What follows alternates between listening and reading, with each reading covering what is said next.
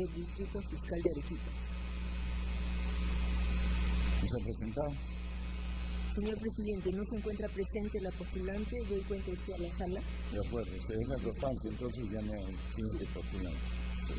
Charro Flores, postulante de la plaza de fiscal adjunto provincial penal Islay, del Distrito Fiscal de Arequipa, a pasar a la mesa de entrevista. Quiero que tomar asiento, por favor.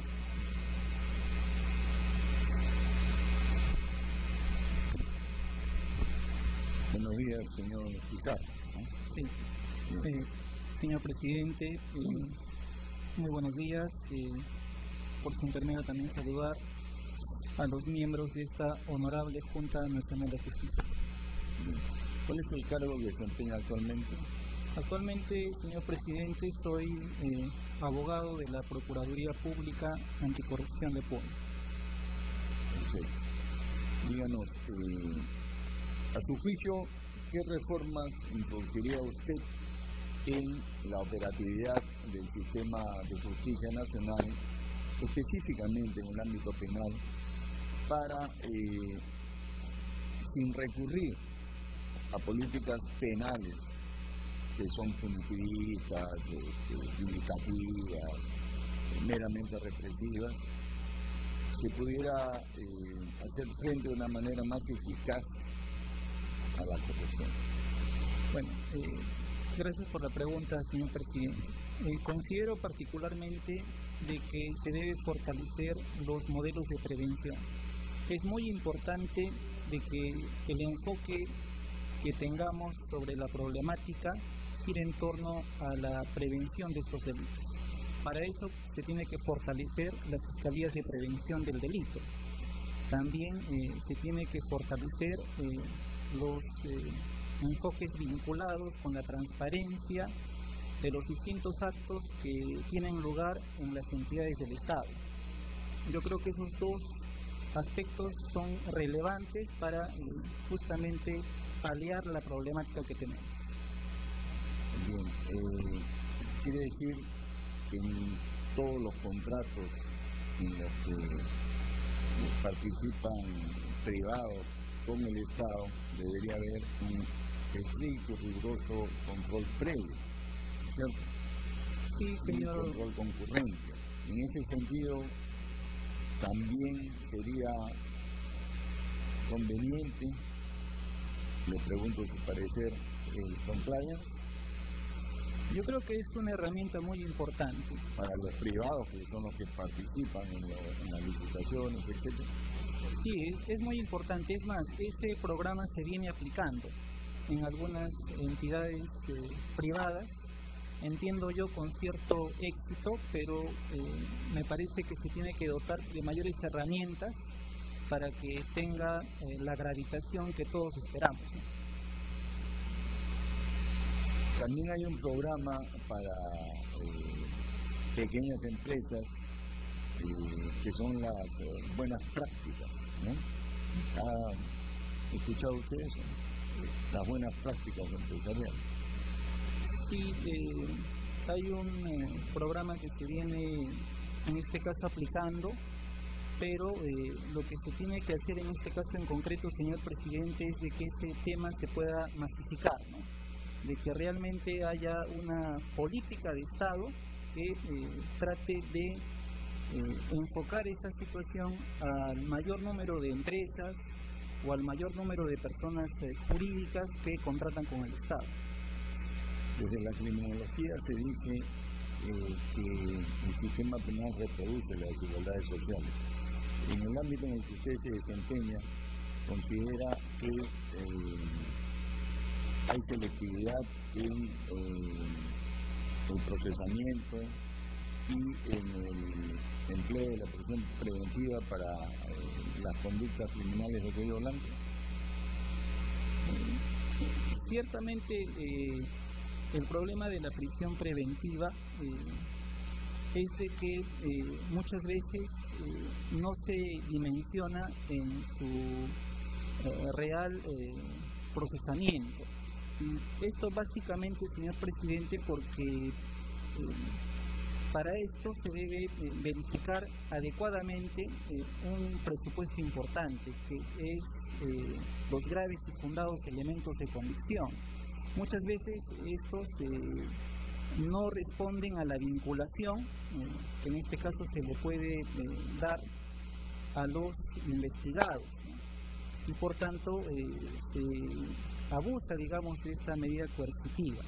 Hay algunos pronunciamientos que han tratado de moligerar este razonamiento. Entiendo que estamos en una situación de darle una mirada optimista al tema y pienso que con el devenir del tiempo se va a ir disminuyendo, digamos, los efectos que pueda tener esta medida en los procesos que se tienen en el Poder Judicial. Gracias, presidente. Señor letrado Juan Alberto Pizarro Flores, buenos días. Doctor, buenos días. Veo aquí que usted ha postulado en 3 oportunidades. Sí, doctor. Anteriormente. Para el Santa, fiscal en el Santa, Chimbote. Sí, anteriormente. En Apurímac, ¿cómo es? En Apurímac, 2 oportunidades, y ahora postula para Arequipa. ¿Podría explicarnos esta circunstancia? Sí. Bueno, doctor, en principio quiero señalar que la primera postulación se ha dado en el año 2018 con el extinto Consejo Nacional de la Magistratura. Esa postulación se suspendió como consecuencia de la desactivación de ese consejo y se ha reanudado después de 5 años. La postulación a esa jurisdicción obedece a la existencia de plazas, ¿no?, que básicamente en ese momento existía. Lo mismo aconteció en la segunda postulación para el Santa, donde también ofrecían esas plazas. Y ahora estoy postulando para esta zona porque también existen plazas, y sobre todo tomando en cuenta la cercanía que tiene con la región de donde yo provengo, ¿no? ¿Viene de Puno? Yo vengo de Puno. ¿Y trabaja dónde? En Puno. En Puno. A ver, explíquenos algo del régimen de flagrancia con la nueva legislación y un balance. Yo creo que los saldos son positivos en lo que respecta a la aplicación de esta figura. Ciertamente, la gran mayoría de casos no se suscitan justamente a través de lo que nosotros conocemos como verificaciones en flagrancia, pero con este esquema que se ha implementado, donde se reorienta, digamos, las funciones tanto de la policía como del Ministerio Público, entiendo que el saldo es positivo, y esto incluso motiva a que se puedan verificar terminaciones anticipadas, ¿no?, que es lo que normalmente sucede, por lo menos en los casos que yo he podido conocer en mi zona, ¿no?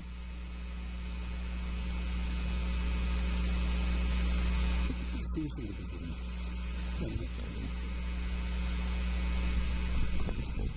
Buenos días, postulante. Doctor, ¿Qué es para usted la justicia?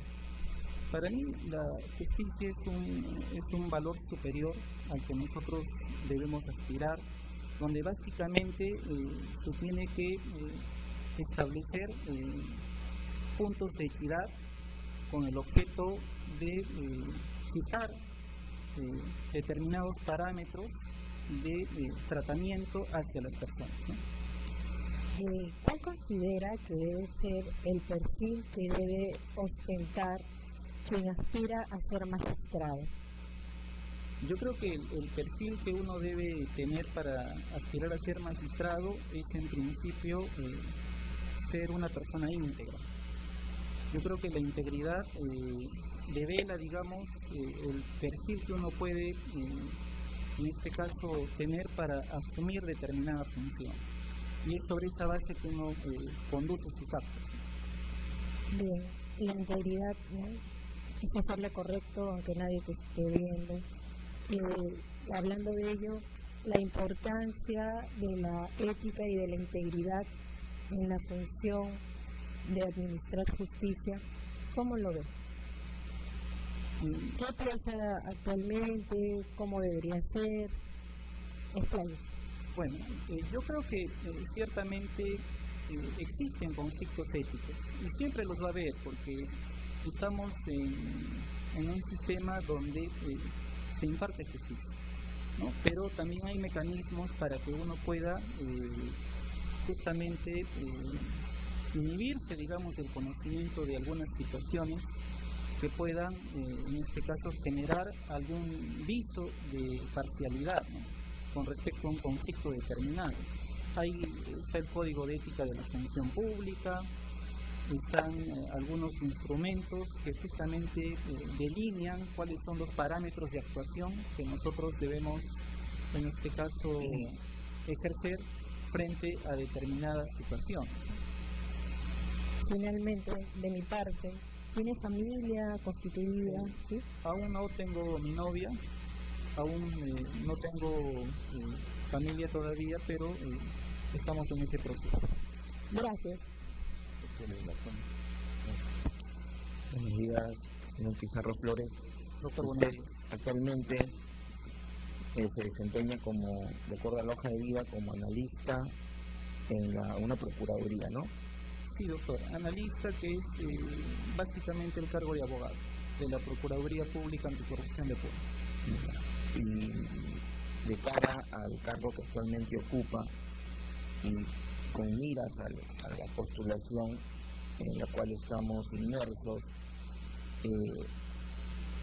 ¿qué fortalezas entiendo tendrá desde la parte profesional, desde su experiencia? Porque anteriormente ha trabajado en el sector privado, ¿no? 3 años, y luego en el sector público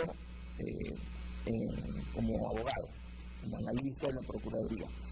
¿Qué fortalezas y experiencias le ha dejado esa trayectoria profesional que lo puede que le puede dotar de herramientas para llevar a cabo la función fiscal? Bien, doctor. Las herramientas que yo puedo, en este caso, traer del sector privado es de que en el sector privado se trabaja en base a metas, a objetivos establecidos.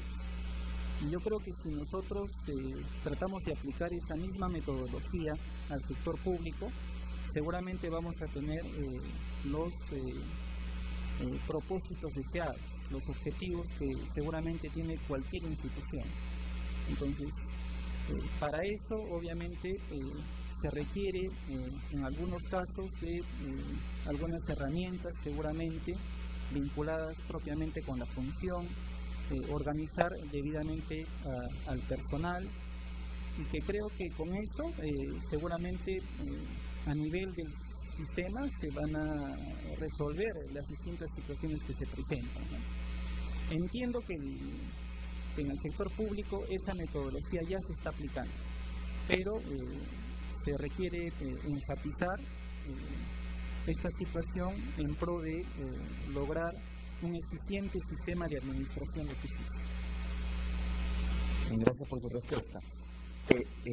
La pregunta se la hacía en el tema, no me ha hablado de herramientas puntuales, ¿no? Quizás sería pertinente en este orden de ideas ingresar al detalle. Como analista, como abogado, usted está en una estructura jerárquica, ¿cierto? Y cuando ingrese al despacho fiscal, también va a haber un provincial titular, ¿no? Y porque usted está postulando como adjunto. ¿Qué características personales tiene para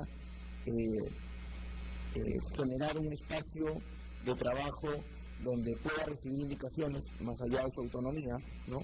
Donde pueda recibir indicaciones y trabajar en equipo en ese despacho fiscal al que usted está postulando?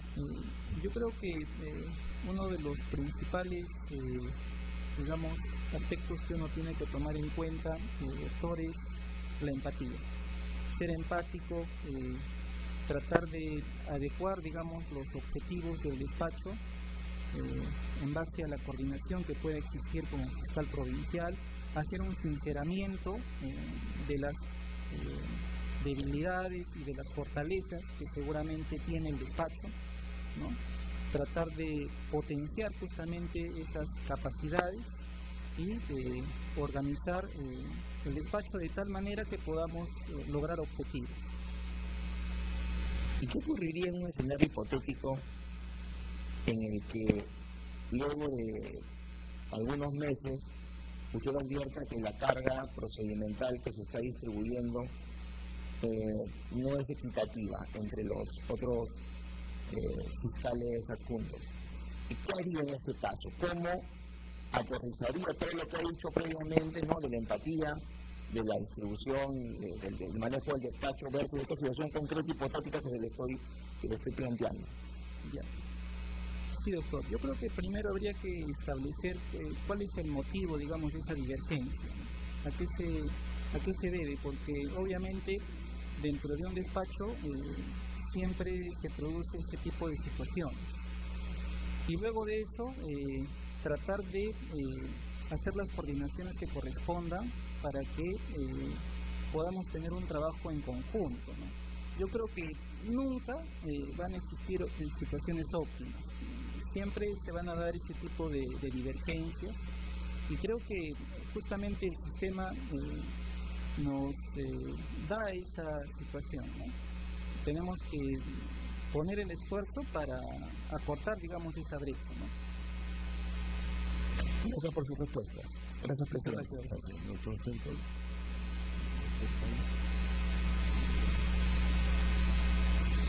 Doctor, buen día. Doctor, buenos días.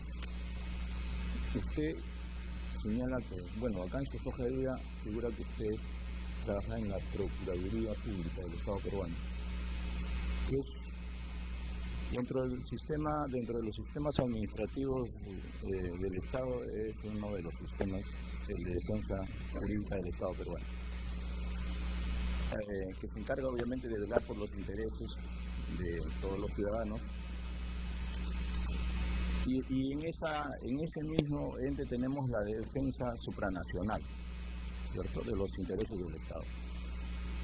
Y desafortunadamente el Perú ha sido sancionado en reiteradas oportunidades por los órganos supranacionales por infringir, según ellos, por vulnerar derechos fundamentales de los ciudadanos en diversas instancias o en diversos temas.